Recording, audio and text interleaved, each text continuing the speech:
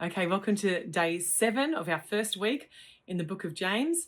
And we're coming to an end of chapter 1 of our 3 minutes in James as we go through daily devotions.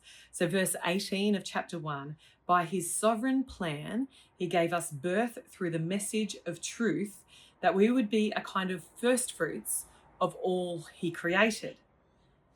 Understand this, my dear brothers and sisters. Let every person be quick to listen, slow to speak, and slow to anger. For human anger does not accomplish God's righteousness. So put away all filth and evil excess and humbly welcome the message implanted within you, which is able to save your souls. But be sure to live out the message and do not merely listen to it and so deceive yourselves. For if someone merely listens to the message and does not live it out, he is like someone who gazes at his own face and in a mirror, for he gazes at himself and then goes out and immediately forgets what sort of person he was. But the one who peers into the perfect law of liberty and fixes his attention there and does not become a forgetful listener, but one who lives it out, he will be blessed in what he does. If someone thinks he's religious yet does not bridle his tongue and so deceives his heart, his religion is futile. So we have something going on here. It's a listening, a slow to speak, and a slow to anger. So we listen quickly, but we are slow to speak stuff out and we're slow to act stuff out. So this message that we've received that's been planted in our hearts, what does that look like?